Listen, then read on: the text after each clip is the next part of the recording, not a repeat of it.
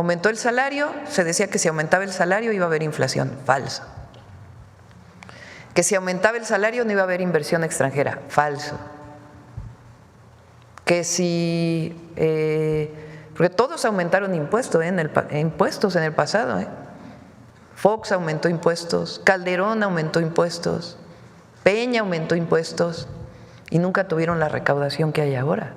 En la idea de que para disminuir la deuda de México, pues había que vender todas las empresas y que el mercado se encargara de distribuir los recursos y el Estado solamente a regularlos.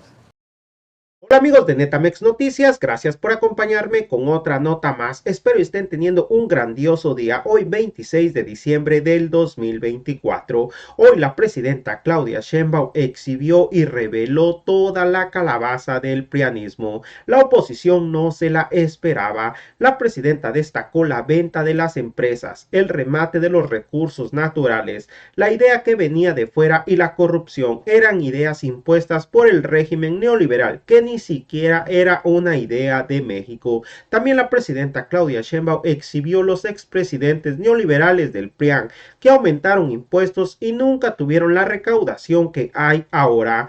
Y también destacó la presidenta que la oposición tenía la idea, la ilusión de que iba a llegar al régimen la presidenta de México y que iba a romper con la visión del gobierno del presidente López Obrador, pues la oposición se quedó con las ganas. A continuación con el video.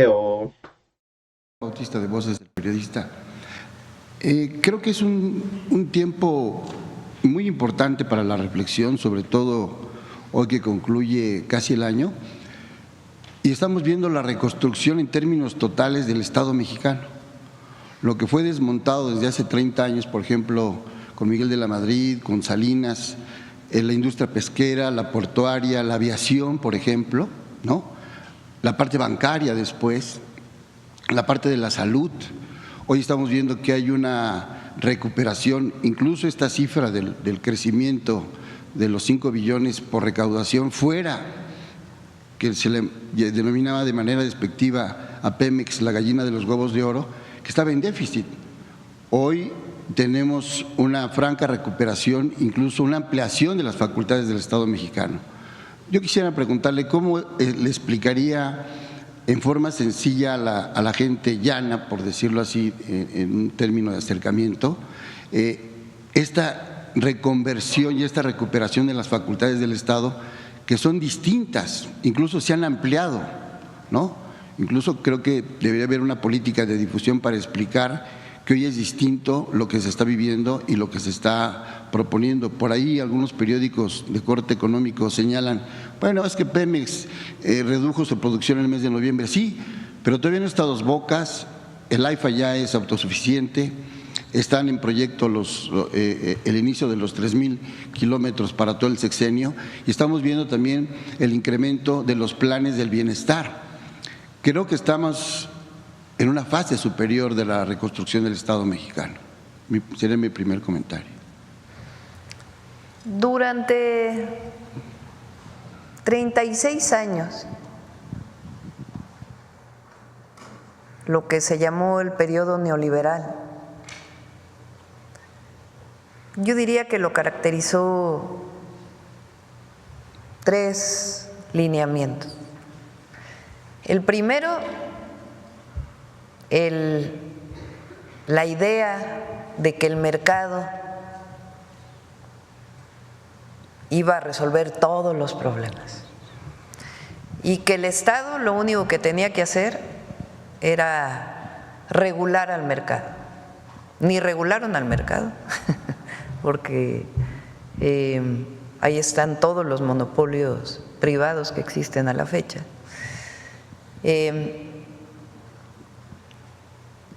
Y lo que consideramos nosotros como derechos los convirtieron en mercancías. Pero entonces, la idea de que el mercado resolvía todos los problemas y para ello el Estado debía participar o no debía participar de ninguna manera en la economía.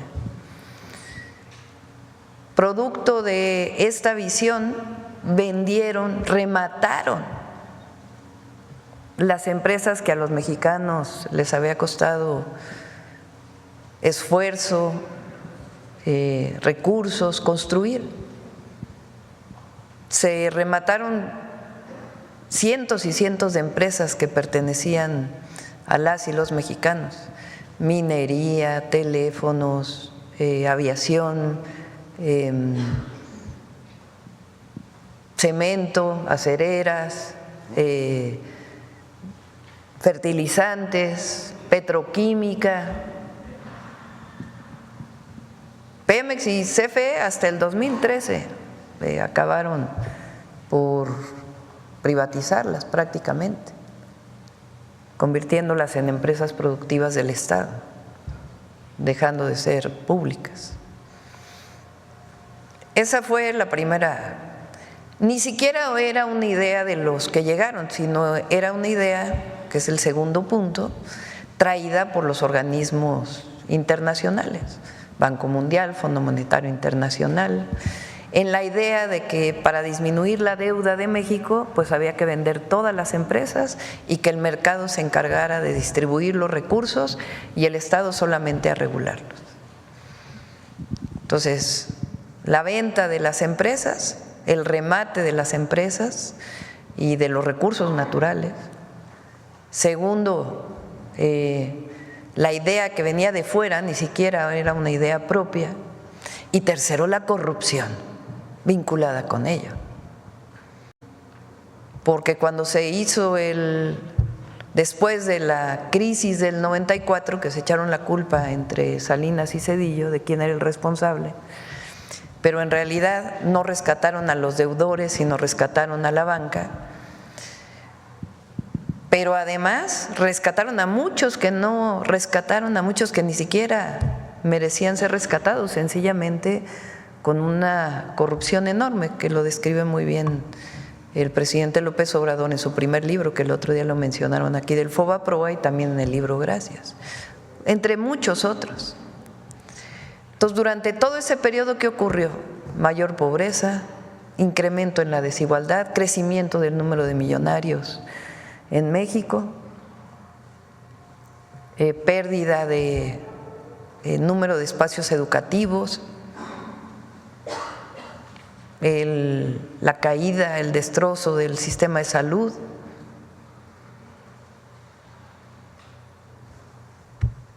y además una pérdida de valores y una visión de que la historia de México,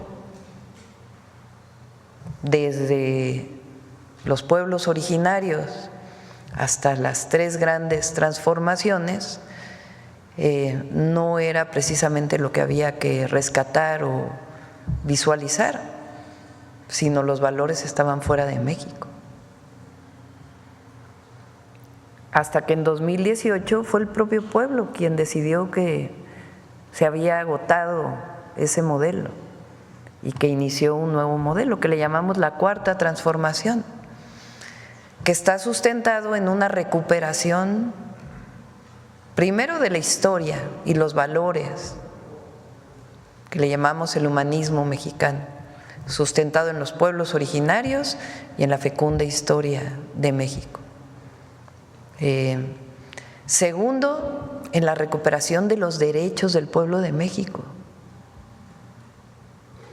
Tercero, en vez de rescatar a los de arriba, destinar los recursos al pueblo, por el bien de todos, primero los pobres.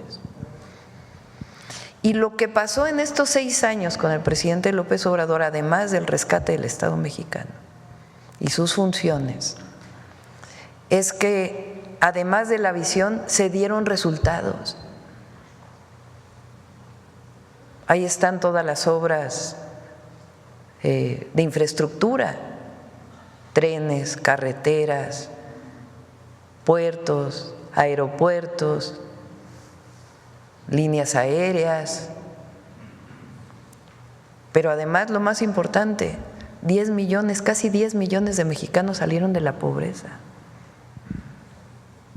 Y esta visión de que erradicando la corrupción y los privilegios iba a ser suficiente para destinarlos al pueblo de México y al desarrollo. Entonces, pasamos del modelo neoliberal a la economía moral, a la cuarta transformación y a la recuperación de los derechos del pueblo de México. Es una visión completamente distinta y además se dan resultados. Aumentó el salario, se decía que si aumentaba el salario iba a haber inflación, falso. Que si aumentaba el salario no iba a haber inversión extranjera, falso.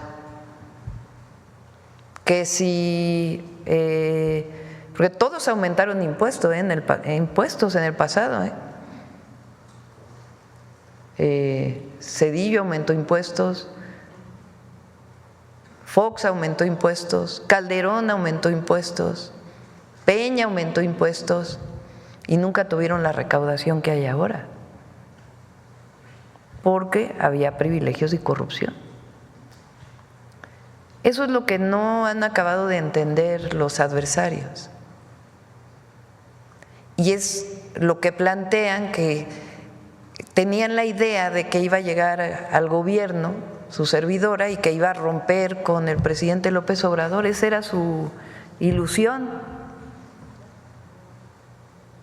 Pero si venimos del mismo movimiento, de la misma visión, por lo menos 24 años luchando juntos. Entonces, ¿cómo vamos a romper en lo que creemos? Pero además vamos a dar más resultados. Gracias por esa respuesta muy puntual, histórica y cultural, Presidenta. El otro tema tiene que ver con el regresarle los derechos y la identidad, su acción cultural a los pueblos originarios, a los pueblos indígenas, en este caso a los tarahumaras y a los raramuris, a los que acaba de visitar, que son acciones históricas. El periodista Fernando Benítez tiene una obra muy amplia de 5 tomos que se llama Los Indios de México, y en el 5.º tomo se refiere en una muy buena crónica a su viaje a la Tarahumara. Entonces dice: no se han dado cuenta que son los criollos, los nuevos criollos, los que siguen explotando el indígena, que sigue perdido en el tiempo, y que independientemente de que les puedan hacer justicia, si es que algún día llegue algún buen gobierno, eso lo dice de manera textual, se requiere de más apoyos, porque se han encargado de que no tengan una instrucción. Tenemos, a diferencia de otros países, se están reconsiderando otras lenguas y otros gremios indígenas que no estaban como en el padrón oficial, ¿no? Yo le preguntaría, así como se inició con los rarámuris y con los tarahumaras, ¿cómo se está concibiendo los planes con las otras etnias? Por ejemplo, los tetzales, los otomís, los purépechas, ¿no? ¿Cómo iría enfrentando esos desafíos con estos grupos que también históricamente fueron marginados y que muchos en algún momento, bueno, los zapotecas, por ejemplo, también, ¿no? Los mazatecos, ¿no? Dieron luchas desde la independencia y la revolución también, y que fueron, o los otomís, o la gente que está en Guanajuato, que fueron olvidados por la historia oficial, ocultados, ¿no? El segundo planteamiento. Bueno, primero es la reforma constitucional del artículo 2, que se reconoce a los pueblos originarios y afromexicanos y comunidades. Se llama como sujetos de derecho, es decir, con plenos derechos. Antes de esta reforma, un pueblo originario no era sujeto de derecho. Si un pueblo, digamos en términos jurídicos, presentaba ante la Corte alguna controversia, no podían presentarlo porque no eran sujetos reconocidos como tales. Y hoy se les reconoce. Ahora tenemos que avanzar en ello. ¿A través de qué mecanismos? El presidente López Obrador generó un mecanismo que se llama los planes de justicia. ¿Qué virtud tienen los planes de justicia? Que se elaboran con los pueblos. No es una imposición de fuera de lo que uno supone que es la justicia para un pueblo, sino es elaborado por ellos mismos en coordinación con el gobierno. Y un elemento central es la devolución de las tierras y el derecho al agua. Lo que hace el presidente López Obrador con el pueblo yaqui, entre otros, es devolverles 45,000 hectáreas, o casi 50,000, ya no sé al final cuánto fueron, a ver si me ayudan, 45,000 o 50,000 hectáreas de su tierra. El presidente Lázaro Cárdenas les devuelve tierras, pero nunca hace un decreto, pero no se aplica. ¿Qué hace primero? Lo primero que hace el presidente López Obrador cuando llega con el pueblo yaqui es otorgar o pedir perdón al pueblo yaqui, aprovechando el tema del perdón, por lo que el Estado mexicano le hizo al pueblo yaqui, desde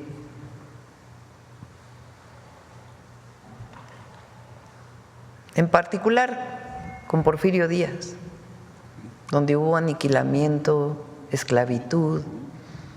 El libro de México Bárbaro de John Reed explica cómo él se hace pasar por un hacendado en Yucatán para conocer la esclavitud, porque él conoce que hay esclavitud todavía en México y no lo creía, viene a Yucatán y se hace pasar por un hacendado y ve la esclavitud de los mayas y los yaquis en aquella zona. Entonces, lo primero que hace el presidente es pedir perdón por las atrocidades del Estado mexicano en contra de los yaquis. Y a partir de ahí se construye una nueva relación con el pueblo yaqui.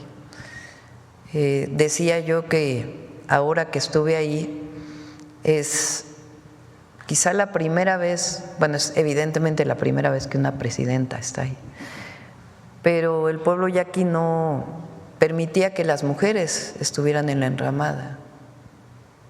Y ellos en su escrito dicen, el pueblo de México decidió elegir a una mujer como presidenta de México. Lo digo como muchas transformaciones que están ocurriendo. Pero lo que se hace es construir un plan de justicia y se devuelve tierra y derechos de agua, que es lo indispensable.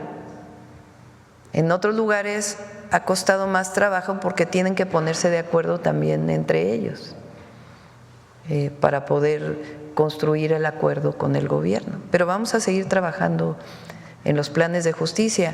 Y ahora con el pueblo rarámuri, ¿qué fue lo que hicimos?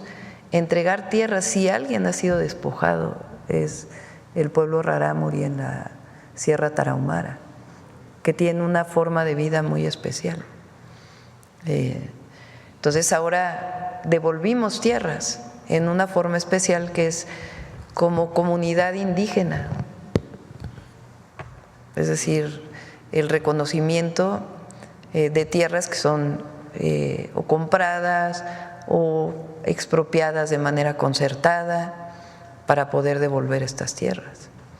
En México hubo una reforma agraria que culminó con Lázaro Cárdenas, pero después de eso, con el cambio constitucional en 1992 para quitar el ejido, pues hubo de nuevo concentración de tierras en muchas manos.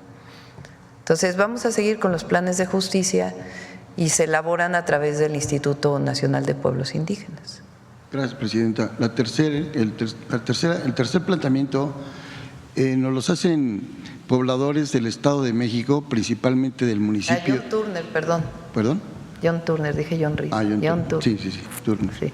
Sí, porque Reed también tiene escritos México y es el único periodista sepultado en la Plaza Roja, fíjese.